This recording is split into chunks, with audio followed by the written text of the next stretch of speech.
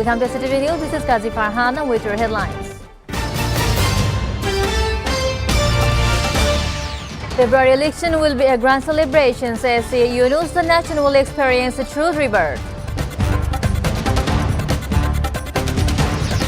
End blockade or face legal action, Home Advisor over Floydpur constituency demarcation protest.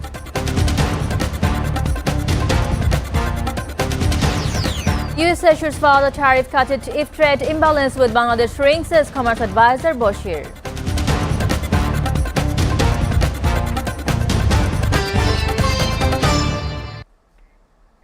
Now in details. The upcoming national election scheduled for February 2026 will be a grand celebration, Chief Advisor Professor Muhammad Yunus said today. The nation will experience a true rebirth through the election, he said while chairing a meeting of the National Consensus Commission with political parties to determine the legal basis and implementation process of the July Charter. The Chief Advisor added that the sacrifices of the marchers of the July uprising will be meaningful only if the country achieves this rebirth. Earlier on 11 September, the Commission last met with political parties. Although discussions were held on implementing the July Charter, no final decision was reached. According to the Commission, the July Charter is not only a framework for political reform, but also a long-term roadmap that will strengthen the foundations of democracy and good governance. Effective implementation will require full political consensus. Chief Advisor Muhammad Yunus today encouraged the Poli Gormon Shahayak Foundation PKSF to expand its programs on a large scale and give the young people an opportunity to become entrepreneurs, taking advantage of the technology that connected them with the world. Technology has connected us with a world in a big way in all works. By taking advantage of this technology, time has come to create an opportunity for every person, allowing them to go where he or she wants to go, centering their creativity, he said while speaking as the chief guest at a ceremony marking the formal opening of the PKSF building 2, highlighting the importance of making things time-befitting for further expansion of PKSF programs. The chief advisor said this approach can do a miracle if they can proceed accordingly. People are born to be entrepreneurs. At the event, Muhammad Yunus shared the stories of PKSF's formation stage, his role and its long journey. The government is reviewing whether to reduce the tenure of life imprisonment, particularly for elderly inmates, Home Affairs Advisor Jahangir Alum Chaudhary said today. Under the Penal Code of 1860, life imprisonment in Bangladesh is equivalent to 30 years. We are reviewing whether the duration can be lowered considering age, he told reporters after a meeting of the Core Committee on Law and Order at the Secretariat this afternoon. For women, it could be reduced to 20 years, while for men, it may be a little higher. The provision will depend on the convict's age at the time of sentencing, he added. The advisor noted that the proposal has not yet been finalized and will come with certain conditions. Turning to protests in Floydpur's Bhanga Upazila, where locals blocked the highway demanding changes to parliamentary boundary demarcation, the Home Advisor said such actions were unacceptable. This is an election commission's matter. Locals can raise objections through proper channels, but no one has the right to block roads and cause public suffering. If the blockade is not lifted by today, law enforcement agencies will be compelled to take action, he said. The meeting also discussed police training preparations for the coming national elections, prevention of mugging and robbery, measures to curb drug smuggling across the border, security during the upcoming Durga Puja, and recovery of looted arms. Locals continue to blockade highways and railways for the 5th consecutive day on Sunday in Bhanga Upazila of Floydpur district in protest against the demarcation of the Floydpur 4 constituency by the Election Commission. Detectives meanwhile detained a coordinator of the movement late on Saturday night. The protest began at 6 a.m. Sunday with residents staging demonstrations in several areas, including Pukuria, by burning tires and logs on the roads to disrupt traffic. At around 9 a.m., protesters stopped the Nokshikata train at Hamirdi railway crossing on the Rajbari-Fodhpur-Dhaka line, forcing passengers to disembark. Expressing frustration over the disruption, passengers Bachu Matubar from Rosupur village in Shalto Upazila of Fodhpur said he was forced to get off while travelling to Dhaka with a sack of onions for his daughter. There was no bus available, so I took the train to Dhaka. But when we reached the crossing at the Hamirdi, the roads were on fire and many people were standing in front of the train. It had to stop and we were made to get off, he added. Many other passengers shared similar experiences due to the protest.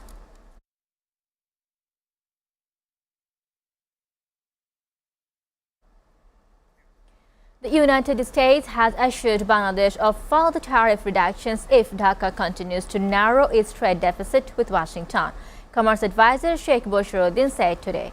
Speaking after a meeting with the visiting U.S. trade delegation led by Assistant Trade Representatives Brenton Lynch at the Commerce Ministry, the advisor noted that the trade imbalance has already begun to shrink and that the U.S. side has expressed satisfaction with the progress so far.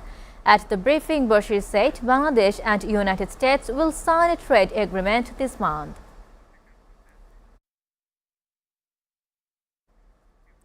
Trial of the high-ranking officers of the defense forces who are accused in crimes against humanity cases will be held at the International Crimes Tribunal (ICT), Chief Prosecutor Tajul Islam said today. During today's proceedings, ICT2, led by its chairman Justice Nazrul Islam Chaudhuri, questioned the prosecution whether the trial of defense service officers would take place in this tribunal or in a separate one.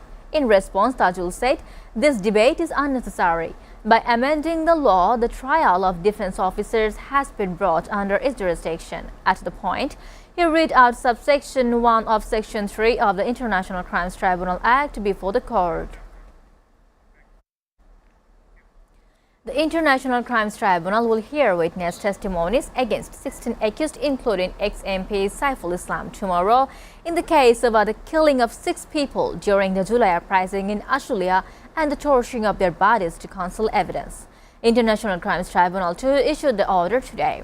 Chief Prosecutor Muhammad Tajul Islam presented the opening statement in the tribunal describing the killings in Ashulia on 5 August last year. Chief Prosecutor Tajul told reporters that 6 protesters were shot dead and set on fire in a police van. Trials are ongoing against 16 people, 8 of whom are absconding. The formal proceedings began with the opening statement today, and witness testimonies will start tomorrow. Early on 21st August, the tribunal framed formal charges against the 16 accused and ordered the start of the tribunal. The day was also scheduled for the opening statement and witness testimonies. At the start of the proceedings, the tribunal rejected lawyers' petitions seeking acquittal of the 16 accused. The 8 present accused were formally read the charges. 7 of them claimed innocence, while Sub-Inspector Sheikh Afzalul Haq admitted guilt and expressed willingness to become a state witness, providing all information he knew to the court. His confession was recorded by the tribunal and he was later approved as a state witness after submitting a written application. A Dhaka court today expressed dissatisfaction over the delay of completing the probe into the case filed over murders of journalist couple Shakur Sarwar and Mehrun Rooney in 2012. In response to the summon issued by Dhaka Metropolitan Magistrate MD Minhazur Rahman, Investigation Officer MD Azizul Haq, also an additional superintendent of police at the PBI, appeared before the court and said that he was trying his best to complete the probe as early as possible, said a sub-inspector working at the court. The court also extended the time until November 30 for submission of the probe report. This marks the 122nd extension of the deadline, according to the case records. The magistrate also asked the IO to complete the probe as soon as possible. On August 11, the Metropolitan Magistrate summoned the investigation officer to appear in person before it today and submit the progress report on investigation in the case. Investigators have so far spoken to over 70 people, said a PBI official requesting antimony. Shagor news editor at Mastranga TV and Rooney senior reporter at 18 Bangla were killed on February 11, 2012 at their rented apartment in Dhaka's West Raja Bazar. Viewers, we're taking a short break. Stay with us.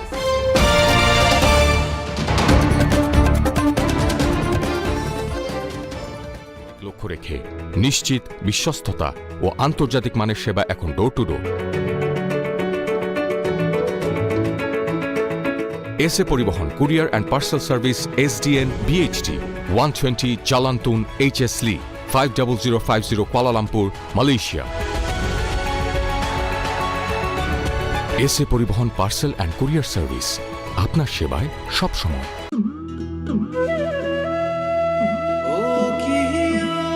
Explore the magnificent view of Rangpur. Five-star facilities, rich chain hotel, Grand Palace. Relax in spacious rooms and suites. Enjoy local and international cuisines. Banquet and conference room. Helipad. Gymnasium. Beauty salon.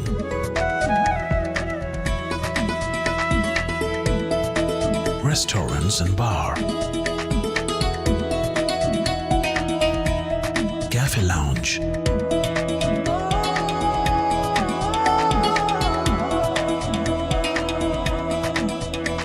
Experience luxury at Grand Palace, Rangpur.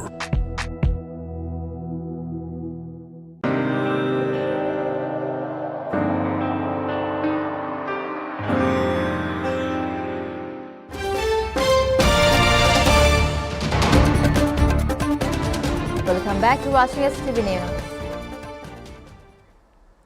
News from abroad. Nepal's new leader votes Sunday to follow protesters' demands to end the corruption as she began work as interim prime minister after censored youth demonstrations ousted her predecessor.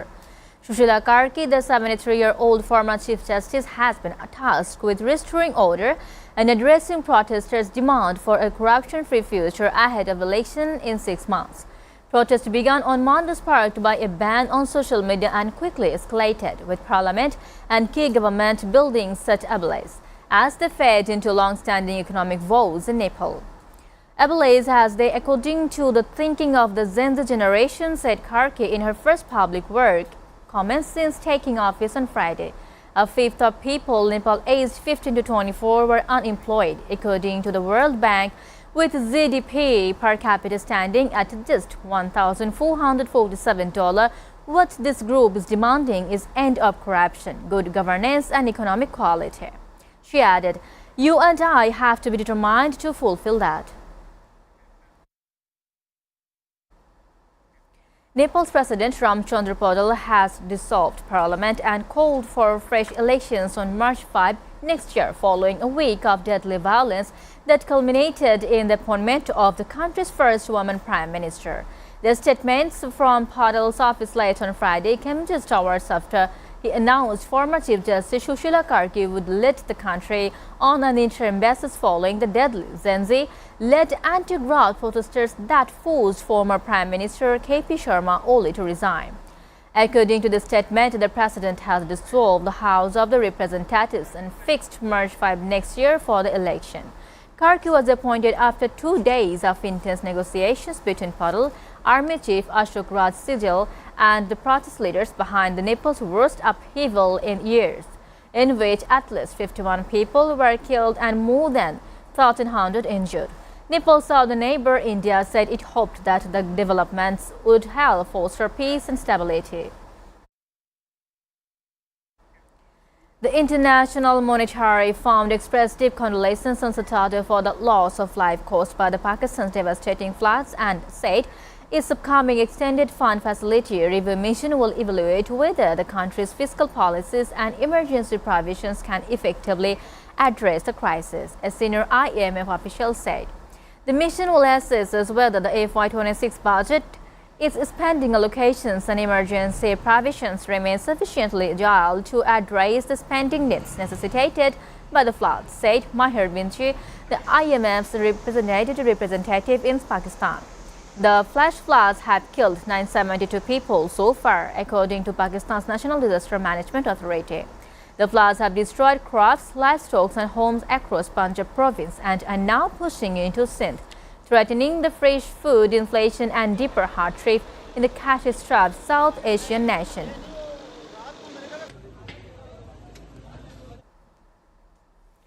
U.S. President Donald Trump's top diplomat Marco Rubio headed to Israel on Saturday amid tensions with fellow U.S. allies in the Middle East over Israel's strike on Hamas leaders in Qatar and expansion of settlements in the occupied West Bank.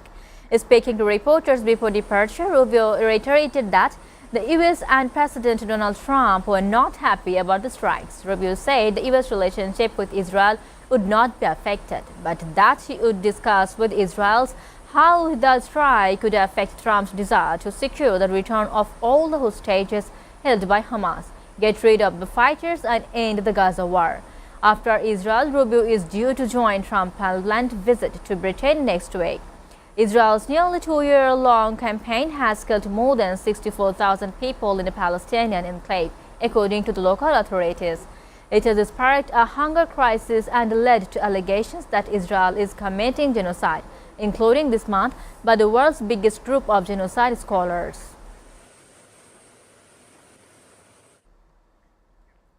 Israeli Prime Minister Benjamin Netanyahu said on Saturday that getting rid of Hamas chiefs living in Qatar would remove the main obstacle to releasing all hostages and ending the war in Gaza. Israel targeted the Hamas leadership in Doha in airstrikes that were condemned by Qatar, which has served as one of the venues for ceasefire talks. Hamas has said 5 of its members, including a son of its exiled Gaza chief Khalil al-Hayya, were killed in the attack, but its senior leaders and members of its negotiating team survived. Qatar has said a member of its internal security forces were also killed. The Hamas terrorist chief living in Qatar don't care about the people in Gaza. The bloc had all ceasefire attempts in order to endlessly drag out the war. Well, yesterday we acted along those lines. 5 US F-35 aircraft were seen landing in Puerto Rico Saturday after President Donald Trump last week ordered 10 of the state's fighters to join a military buildup in the Caribbean to counter drug cartels amid rising tensions with Venezuela. The F-35s were seen landing at the former Roosevelt Roads military base in Ceiba, Puerto Rico, by Ricky Andreangio, a contract photographer working for Reuters. U.S. helicopters and Osprey aircraft, as well as other U.S. transport aircraft and military personnel, have been seen at the base in the recent days. The latest sightings come after a surprise visit in Puerto Rico this week by U.S. Secretary of the Defense Pete Hegseth, along with the top U.S. general amid escalating tensions with Venezuela. Asked about the aircraft, a Pentagon duty press officer said, "We have no force posture changes to announce currently." Sources told Reuters last week that the Trump administration's ordered the deployment of 10 F-35 fighter jets to Puerto Rico to conduct operations against drug cartels. U.S. and Chinese officials met in Madrid on Sunday to hash over the long-standing trade irritants, allowing individual deadlines for the Chinese short video app TikTok and demands by Washington that G7 and European allies impose tariffs on China to halt its purchases of Russian oil. The talks in the Spanish capital mark the fourth time in 4 months that U.S. Treasury Secretary Scott Bessent and U.S. Treasury Representative Jamieson Greer have met with the Chinese Vice Premier He Lifeng in the European cities to try to keep a fractured U.S.-China trade relationship from collapsing under President Donald Trump's tariffs. The three officials, along with China's top trade negotiator Li Xinyang, last met in Stockholm in July, where they agreed in principle to extend for 90 days a trade truce that sharply reduced triple-digit retaliatory tariffs on both sides and restarted the flow of rare earth minerals from China to the United States. Trump has approved the extension of the current U.S. tariff rates on Chinese goods, totaling about 55% until November 10. Trade experts say there was little likelihood of a substantial breakthrough in the talks hosted by the Spain Socialist Prime Minister Pedro Sanchez, who has sought to improve ties with Beijing in recent years. The most likely result of the Madrid talks is seen as another extension of a deadline for the popular TikTok app's Chinese owner, ByteDance, and divest its U.S. operations by September 17 or face U.S. shutdown. A source familiar with the Trump administration's discussions on TikTok's future said that a deal was not expected, but that the deadline would be extended for a fourth time since Trump took office in January. Trump last month launched a TikTok account.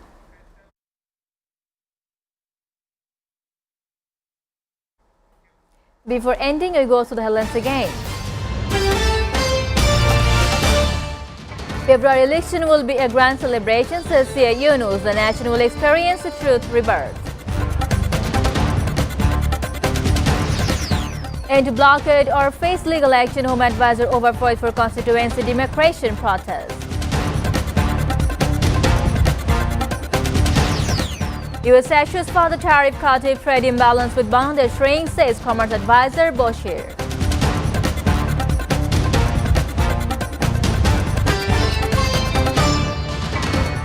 You're updated with the top story so far here on SATV, and to know the latest news, visit www.satv.tv. Stay with SATV.